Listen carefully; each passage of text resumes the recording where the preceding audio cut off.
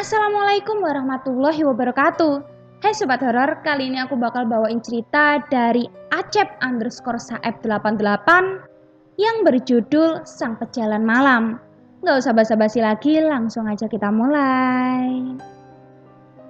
Sang Pejalan Malam, sebuah cerita dari Acep_Saeb88. Pemuda itu bernama Andre. Ia sedang berusaha tidur meski kedua matanya susah untuk dipejamkan. Sebabnya, suatu suara ketukan selalu saja membuatnya bangun terjaga. Suara ketukan pelan di pintu belakang rumahnya itu masih saja terdengar.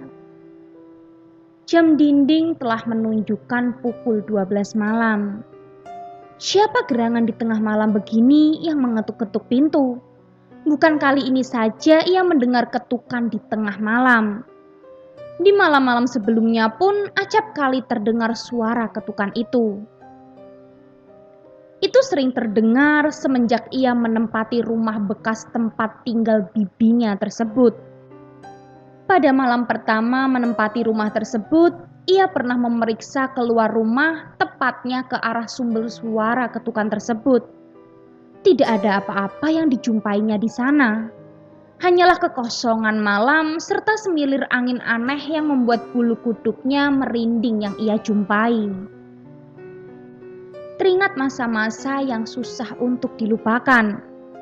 Hari di mana bibinya ditemukan meninggal di dapur dalam kondisi seluruh tubuh dipenuhi luka bekas penganiayaan. Andre teringat akan pamannya yang kini menghilang entah kemana.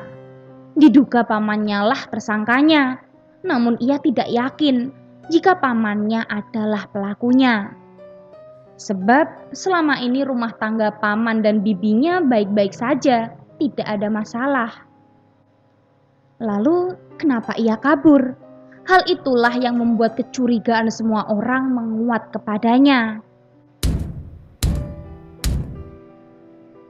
Suara ketukan pelan mendadak berubah menjadi sebuah gedoran, membuat Andre tersadar dari lamunannya.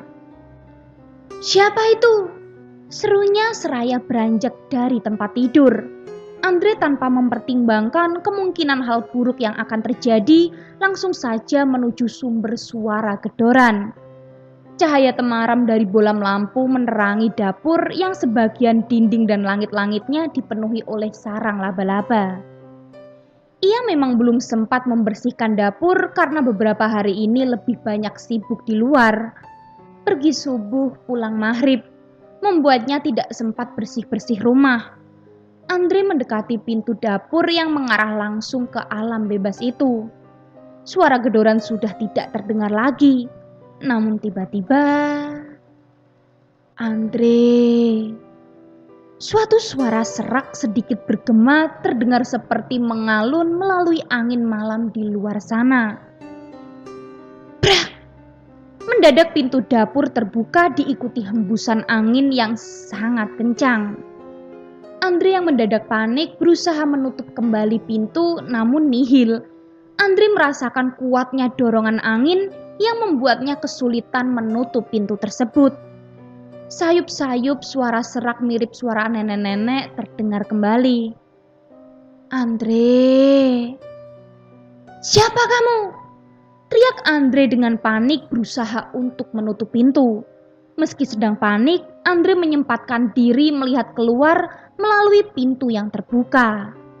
Samar-samar terlihat sesosok bungkuk di tengah gelapnya malam dan kencangnya angin ribut. Siapa itu?" Andre benar-benar panik saat melihat sosok itu. Tanpa menunggu jawaban dari sosok tersebut, Andre langsung menutup pintu sekuat tenaga. Ia kemudian mengunci pintu rapat-rapat. "Sial, apa itu barusan? Mana aku sendirian lagi di sini?" rutuk Andre dengan nafas terenggah-enggah. Saat itu posisi Andre tengah menghadap pintu pasca menutup pintu tersebut dan menguncinya. Kini ia berbalik hendak kembali ke kamar. Namun tiba-tiba sesuatu yang menyeramkan berdiri di hadapannya. Sosok bertubuh tinggi besar, berbulu lebat berwarna hitam tengah memandangnya. Sosok itu juga memiliki sepasang mata yang besar dan menyala berwarna merah tua. Andre tercekat di tempat dan tidak dapat berbuat apa-apa selain mematung dengan ekspresi wajah yang ketakutan. Andre dalam keadaan panik tanpa pikir panjang membuka pintu yang baru saja ditutupnya.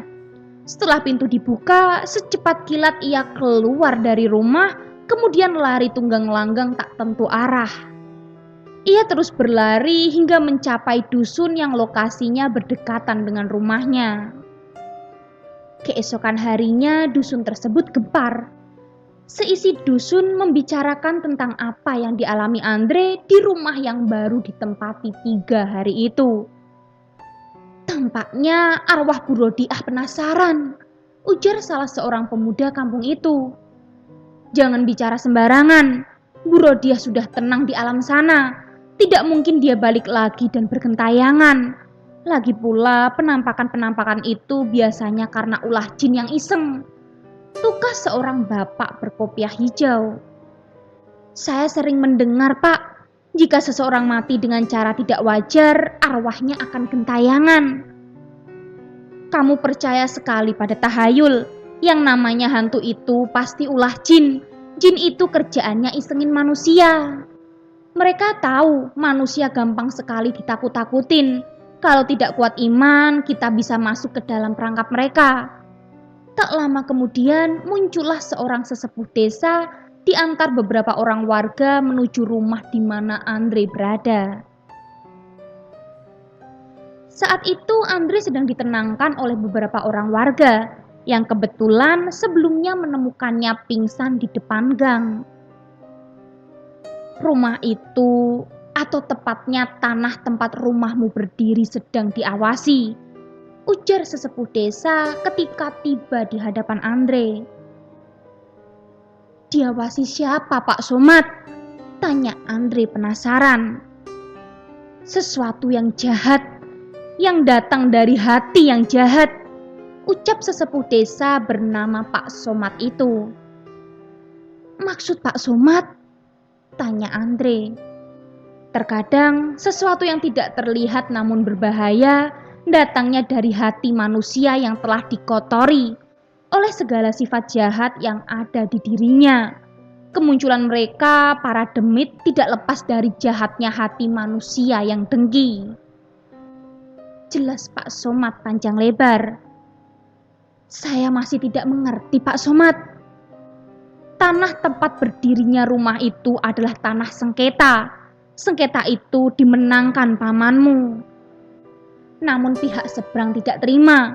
Entah apa yang telah mereka lakukan sehingga tanah itu menjadi tidak aman untuk ditempati siapapun. Andre tercenung setelah mendengar perkataan Pak Somad. Ia mencoba mencerna apa yang barusan dikatakan tokoh masyarakat tersebut. Tanah sengketa. Ia memang pernah mendengar desas-desus soal status kepemilikan tanah yang di atasnya kini berdiri rumah pamannya. Ya sudah, saya pamit dulu. Ada pengajian di desa sebelah. Saya harus tiba tepat waktu. Tidak enak sama Pak Kades, ucap Pak Somad berpamitan. Silahkan Pak, saya nanti akan menghubungi Bapak jika ada apa-apa lagi di rumah itu. Tukas Andre seraya turut berdiri. Pak Somad mengangguk. Ia kemudian melangkahkan kaki keluar dari rumah itu. Namun tiba-tiba ia berhenti ketika hendak mencapai pintu luar. Selanjutnya ia menoleh ke arah Andre. Nah Andre, sebaiknya kamu tidak usah menempati rumah ini dulu. Pulanglah ke rumah orang tuamu. Saya mengerti Pak. Pasti karena kejadian semalam akan terulang lagi. Bukan begitu, Pak? Tukas Andre. Pak Somad hanya tersenyum pahit. Ia menggeleng membuat Andre penasaran. Mengenai hal tersebut, kamu sebaiknya meningkatkan keberanianmu. Jangan takut terhadap mereka. Mereka adalah makhluk yang suka iseng. Satu hal yang saya pesan, jangan menyerupai mereka atau suka berbuat iseng. Kita adalah manusia, memiliki akal pikiran tidak seperti mereka, Nak Andre. Andre mengangguk setuju dengan perkataan Pak Somad. Saya akan selalu mengingat wejangan Pak Somad, kata Andre. Baiklah, kalau begitu saya pamit. Assalamualaikum, ucap Pak Somad seraya melangkah keluar. Waalaikumsalam, Pak. Jadi, sekarang bagaimana, Nak Andre? Ujar warga yang sebelumnya berada di luar. Dia adalah warga yang mengenakan kopiah berwarna hijau terang. Saya masih bingung, Pak Dadang. Bagi saya, pulang kemudian tinggal di rumah orang tua sama dengan berhenti kerja. Sedangkan di sini belum ada mantri pengganti. Jika saya pergi, bagaimana nasib para warga yang membutuhkan pertolongan saya? Ucap Andre tampak gemang. Pak Dadang terlihat mengurut kening. Ia tampaknya sedang berpikir. Lalu ia pun berbicara setelah beberapa detik mengurut kening. Saya mempunyai keponakan yang setiap malam ronda bersama teman-temannya. Bagaimana kalau nanti saya menyuruh untuk tinggal bersama Nak Andre? Ya, biar Nak Andre ada temannya, ucap Pak Dadang. Saya rasa itu ide yang bagus, Pak. Tapi ada satu hal yang mengganjal di hati saya. Apa itu, Nak Andre? Apa keponakan Bapak normal? Pertanyaan macam apa itu? Pada suatu hari saat sedang bersih-bersih rumah, Andre menemukan lembaran sertifikat tanah yang berwarna sudah buram. Sertifikat tersebut tampaknya bukan sertifikat tanah yang saat ini di atasnya berdiri rumah yang ditempati Andre. Apa paman lupa menyimpan sertifikat ini ya? Aku menemukannya di kolong lemari.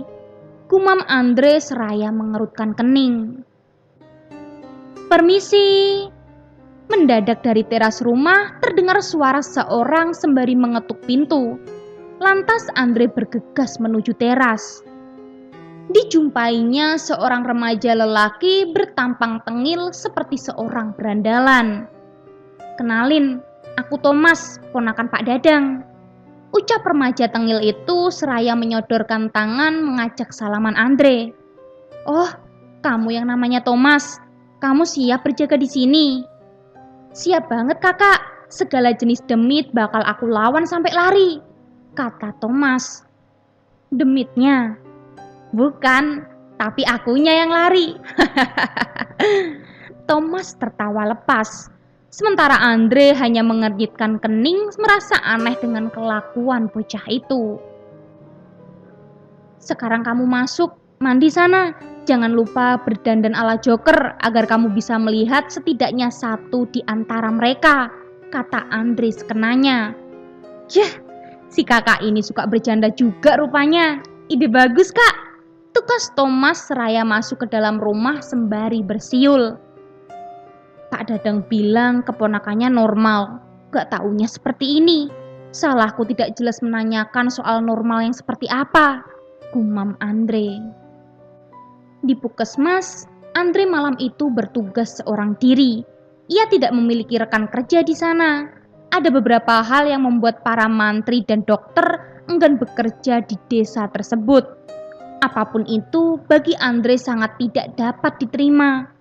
Sementara Thomas, ia tinggal berjaga sendirian di dalam rumah. Tentu saja, Andre sudah berpesan ke anak itu agar tidak melakukan hal yang aneh-aneh selama ia bertugas. Andre menghela nafas ketika penciumannya menangkap bau familiar saat ia tengah berada di teras puskesmasnya, yaitu bau obat-obatan. Andre yang sedang membuka pintu depan puskesmas mengalihkan perhatiannya pada jalanan desa yang lenggang itu. Samar-samar di kejauhan terlihat siluet sosok seorang laki-laki sedang berjalan dengan langkah kaki tak tentu arah. Sepasang kakinya yang tidak beralas seolah tidak menapak di atas tanah. Naik ke arah badan, terlihat betapa kurusnya badan laki-laki berpakaian serba hitam itu.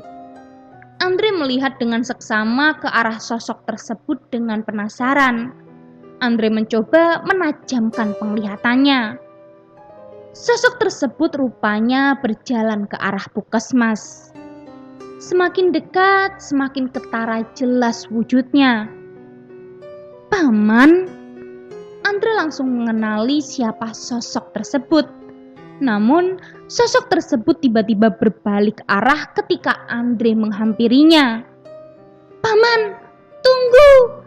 Andre berusaha mengejar sosok pamannya itu. Namun, sosok tersebut sudah tidak terkejar lagi. Andre hanya dapat menghela nafas ketika gagal mengejar pamannya.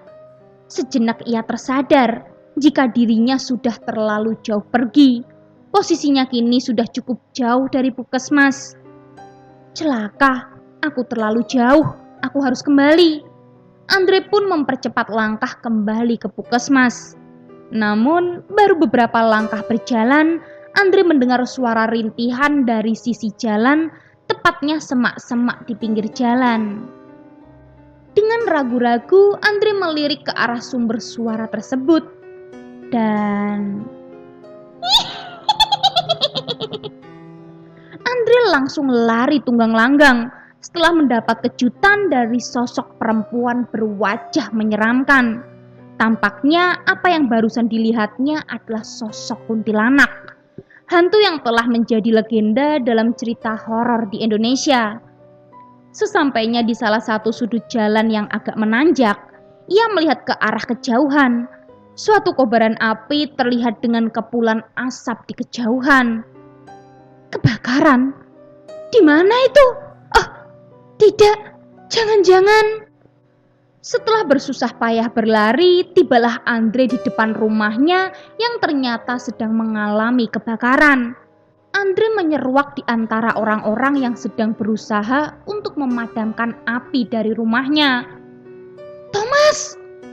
Andre memanggil-manggil remaja itu. "Di mana Thomas?" Andre sembari terengah bertanya ke salah seorang warga yang sedang memadamkan api. Warga tersebut hanya menggeleng, berarti ia tidak mengetahui keberadaan Thomas. Tak lama kemudian muncullah Pak Dadang dengan raut wajah yang tegang. Sesekali ia bertanya kepada warga yang ditemuinya. Ia pun akhirnya bertemu dengan Andre. "Saya tidak tahu apa-apa soal ini, Pak. Saya malam ini berjaga di puskesmas karena akan mengobati istri Pak Mahmud yang sedang sakit," tukas Andre setelah diberondong pertanyaan oleh Pak Dadang. "Saya pun pulang setelah melihat api kebakaran yang ternyata berasal dari rumah saya," jelas Andre. "Celaka, apa yang harus saya katakan pada Kak Hendy? Ini kecerobohan saya," sesal Pak Dadang seraya memijit kening dengan frustasi. Andre hanya terdiam. Ia tidak tahu harus berbicara apa mengenai peristiwa yang baru saja menimpa Thomas dan juga rumahnya. Sejam setengah kemudian api berhasil dipadamkan. Andre buru-buru memeriksa seisi rumah yang sebagian besar telah hangus terbakar. Ia hanya dapat mengambil beberapa barang yang dapat diselamatkan. Selanjutnya, ia bersama warga memeriksa salah satu kamar yang diduga adalah di mana terakhir kali Thomas berada. Tidak ditemukan apapun selain tas Thomas yang sebagian telah hangus. Thomas tidak ada di rumah ketika terjadi kebakaran. Lalu, kemana gerangan perginya anak itu? Ini sedikit melegakan karena Thomas tidak sedang di rumah saat terjadi kebakaran, ucap Pak Dadang setelah selesai menelusuri reruntuhan rumah Andre. "Padahal saya berpesan supaya dia tidak kemana-mana dan ia mengiyakan," tukas Andre seraya melihat ke arah sebuah panci masak berisi mie instan yang telah gosong. "Bencananya dari sini." Sebuah tabung gas melon 3 kiloan dan kompor gas serta panci masak berisi mie instan menjadi bukti kuat penyebab kebakaran. "Jangan-jangan dia lari sesaat setelah gas mengalami kebocoran," gumam Andre. "Dia akan melapor jika ada kejadian, Nak Andre. Saya tahu betul Thomas anaknya selalu jujur," tukas Pak Dadang. Andre memang tidak sepenuhnya percaya pada perkataan Pak Dadang. Terlebih, ia ingat betul Thomas adalah sosok remaja yang urakan.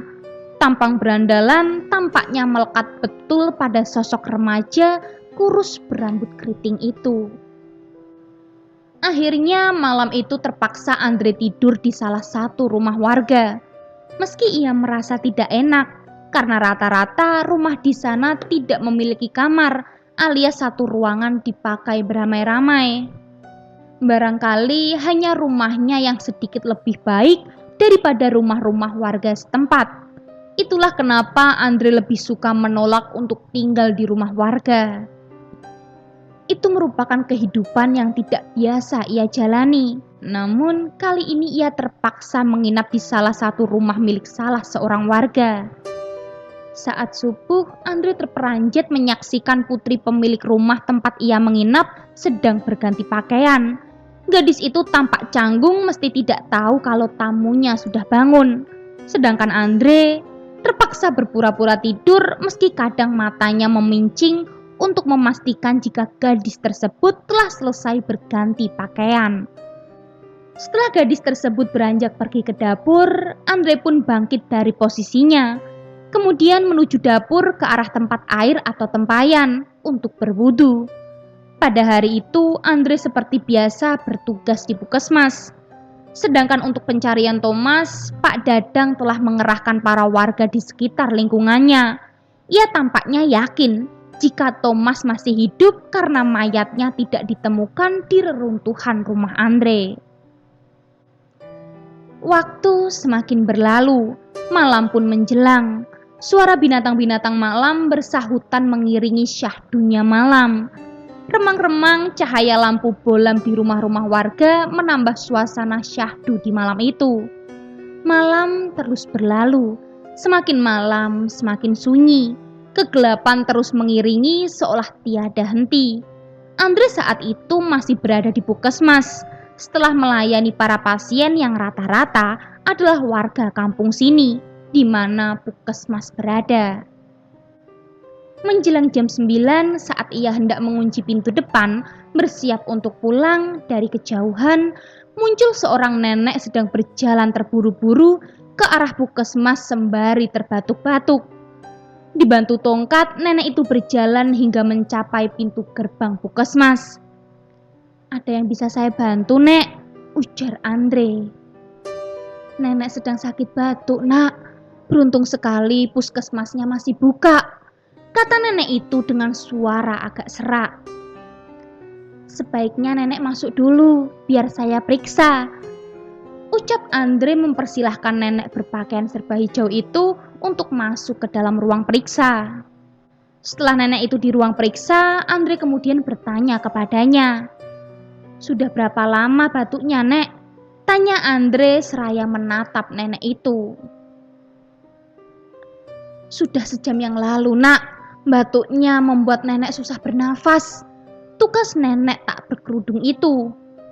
"Barangkali nenek sehabis melewati jalan berdebu atau tanaman berbulu halus," ucap Andre. "Ngomong-ngomong, saya baru melihat nenek di sini. Apa nenek baru pindah?" "Iya, Nak, nenek baru pindah kemari," jawab nenek itu. "Nenek pindahan dari mana?" tanya Andre. "Pindahan dari alam kubur." Sontak Andre terperanjat mendengar jawaban si nenek yang di luar dugaan. Kekagetannya semakin menjadi tatkala menyaksikan nenek itu tertawa mengkikik, diikuti perubahan wujudnya menjadi mengerikan. Seluruh tubuh nenek tersebut menciut, mengering menjadi jerangkong terbungkus kulit kering berwarna hitam. Dalam kikikannya yang tidak berhenti, kepala nenek tersebut terlepas dari leher kemudian menggelinding ke arah Andre. Andre berteriak ketakutan seraya menghindar. Pintu diterjangnya hingga terbuka. Andre berlari kencang keluar dari puskesmas. Ia terbirit-birit kemudian mendadak menghentikan larinya ketika melihat seseorang berdiri menghadang jalannya. Seorang remaja bertubuh kurus berambut keriting. Siapa lagi kalau bukan Thomas? Andre mendekat ke arah sosok Thomas yang dilihatnya sedang berdiri dengan wajah tanpa ekspresi. "Tolongin aku, Kak." Thomas berucap pelan dengan suara lemas. "Apa yang terjadi, Thomas? Kamu minta tolong kenapa?" Andre terus mendekat ke arah Thomas. "Dia akan datang, Kak. Tolongin aku." Suara Thomas masih terdengar lemas seperti ucapan seseorang yang sedang sakit parah. Andre tercekat setelah mendengar ucapan Thomas. "Dia siapa?" tanya Andre penasaran. Langkah Andre terhenti, ia tercekat menyaksikan sesosok negatif di belakang Thomas. Sosok tersebut tinggi besar mengenakan pakaian serba merah. Wajahnya sangat menyeramkan. Dengan sepasang taring panjang di antara gigi-giginya yang besar, sepasang mata yang besar melotot ke arah Andre. Rambutnya panjang berumbai berantakan. "Kak Andre, tolongin aku."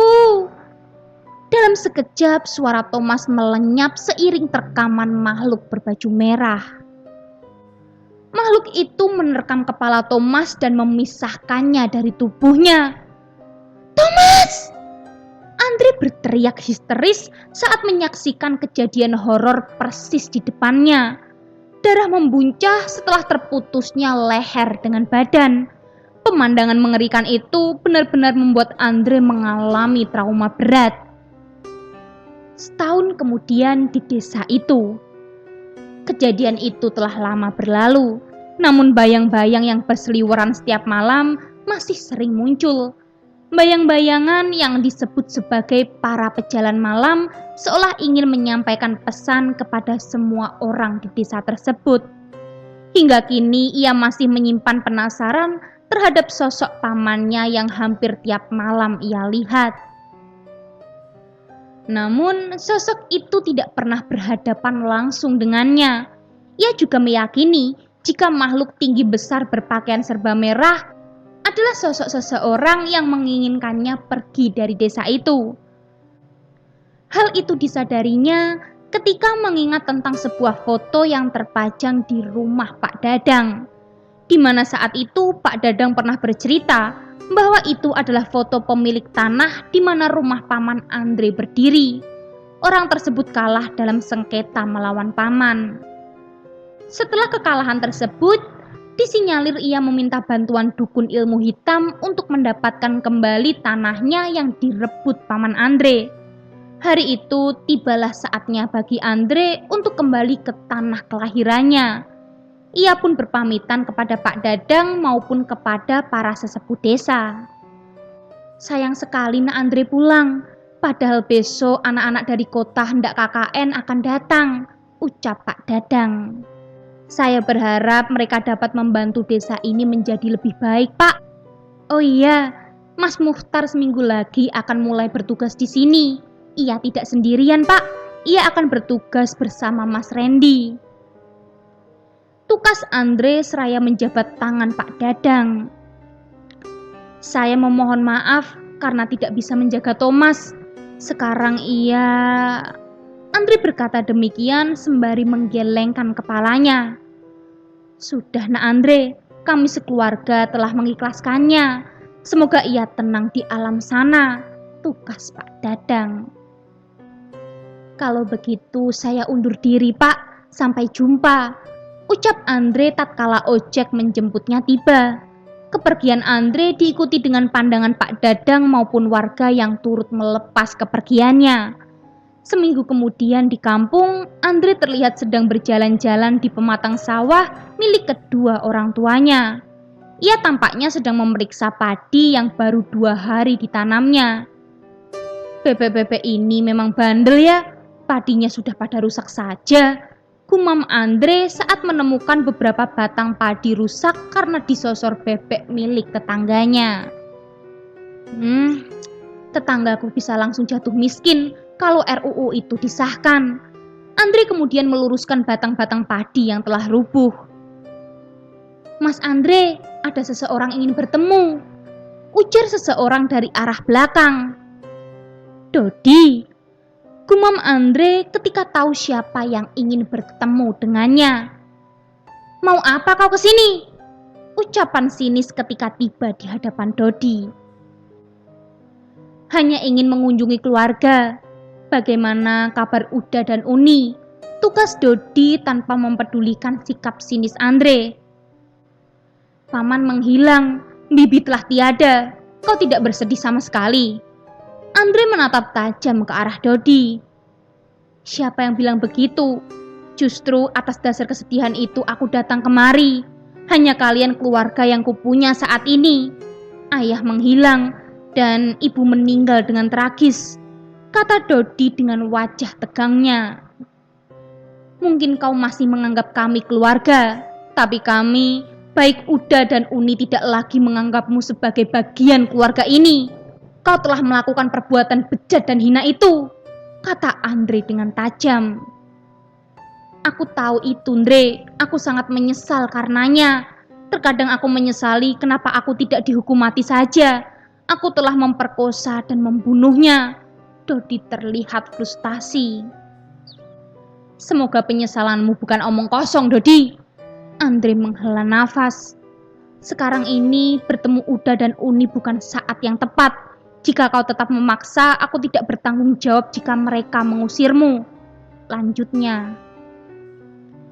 Aku akan menerima apapun resikonya, termasuk tidak diterima lagi di keluarga ini. Aku akan menemui mereka dan meminta maaf atas apa yang telah aku perbuat terhadap Ratih. Dodi beranjak meninggalkan Andre. Andre hanya berdiri mematung di pematang sawah tanpa melihat ke arah Dodi. Pergi kamu dari sini, jangan kembali lagi, dasar pembunuh. Begitulah ucapan kasar yang diterima Dodi setelah ia menemui Uda dan Uni Andre yang juga uaknya. Meski ia telah menangis meminta maaf, hati keduanya tetap tidak luluh. Dodi pun pergi dengan membawa hati yang hancur serta kebingungannya mencari tempat bernaung dan mengungkapkan keluh kesahnya. Motor jenis Astrea Prima itu melaju melewati jalanan sempit berbatu. Terkadang motor harus melewati bagian sungai yang dangkal karena tiadanya jembatan menuju desa itu. Dodi yang mengendarai motor tersebut tampaknya begitu letih. Maklum saja, seharian ia sudah berkendara cukup jauh. Menjelang sore, Dodi pun tiba di desa terpencil itu. Tiba di depan sebuah rumah warga, Dodi menitipkan sepeda motornya untuk melanjutkan perjalanan dengan berjalan kaki menuju tanah milik kedua orang tuanya yang terletak agak menurun melewati turunan curam berupa jalan tanah yang dibentuk seperti tangga. Dodi menelusuri puing-puing rumahnya, menguak-nguak tumpukan entah apa yang dicarinya. Kedua matanya berbinar ketika menemukan sesuatu dari balik tumpukan reruntuhan rumahnya. Gimana sobat horor? Kira-kira benda apa yang sebenarnya dicari Dodi? Kalau gitu tunggu kelanjutan ceritanya dan jangan lupa nyalakan lonceng notifikasinya. Bye!